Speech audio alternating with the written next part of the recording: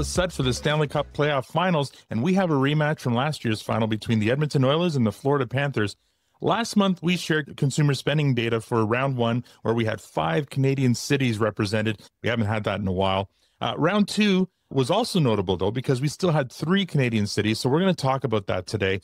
We have Toronto, Winnipeg, and Edmonton. So here to share those numbers is our resident data and sports expert, the VP of Business Development at Moneris Data Services, Sean McCormick. Sean, first of all, congratulations on your Oilers advancing to the final round. Thank you, brother. It's good to be back. Now, it's been really exciting if you're a Canadian NHL fan because, like I said, we started with 5 teams down to 3. We still have hope. The Edmonton Oilers are our last hope for a Stanley Cup in Canada. They seem to be. They seem to just know how to beat everybody. It's there's a different feeling around the Oilers and their fans this year, which is they deserve to be back in the final to finish some unfinished business. It's a weird feeling getting through the final as opposed to last year because, yeah, there was celebration. It's good to be there, but nobody was doing backflips. It was more of a sense of, okay, the team's back. Now let's go and beat Florida once and for all. It's a different feeling, but a good feeling. And I'll see what you think of their chances near the end here. But first, let's start with round 2. And I'm focusing on round 2 because we still had 3 Canadian cities. And let's move east to west here, starting with the local team, Toronto Maple Leafs, who went 7 games with the Florida Panthers, only to break our hearts once again.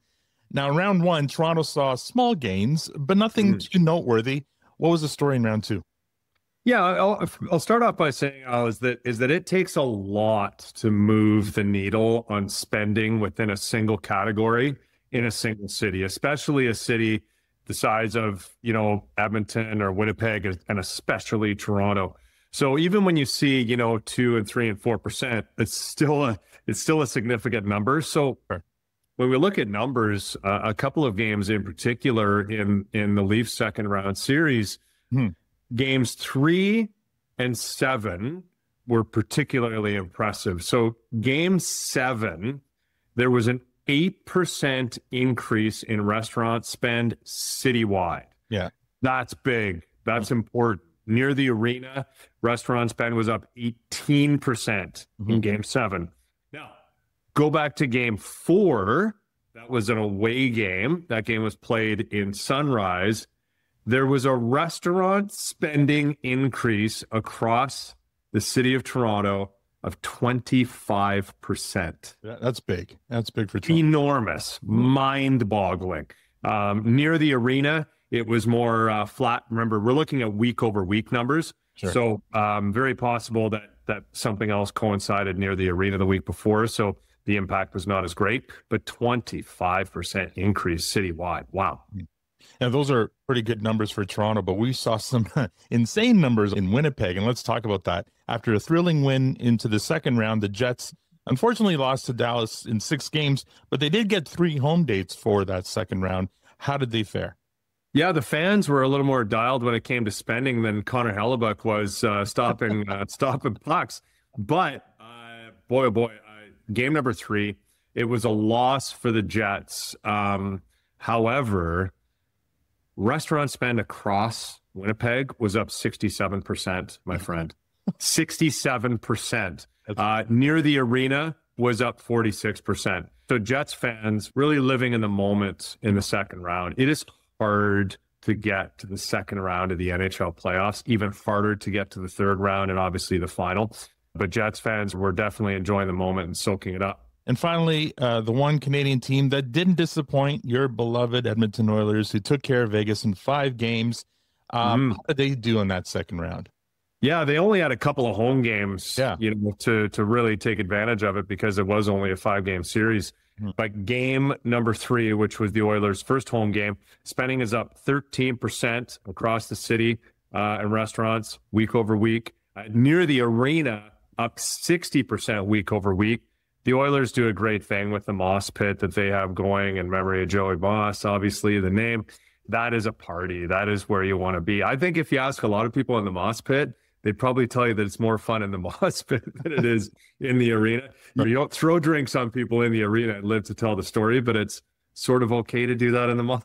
Right. The Moss Pit security might disagree with me on that one, but it's a different atmosphere. So spending near the arena on restaurants up 60% in game 3. And then in game 4, a restaurant spending near the arena was up 69% and citywide up 4%. Yeah, it'll be interesting to see what the numbers are for the third and final round as well.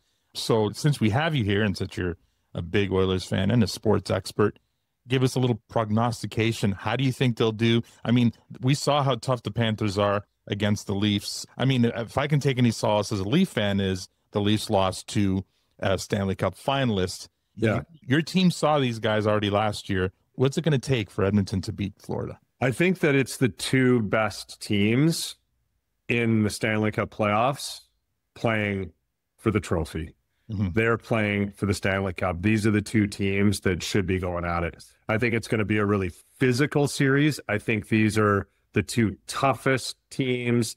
These are the teams that are prepared to go to the dirty areas. Every single player on the ice does it. It's not an option.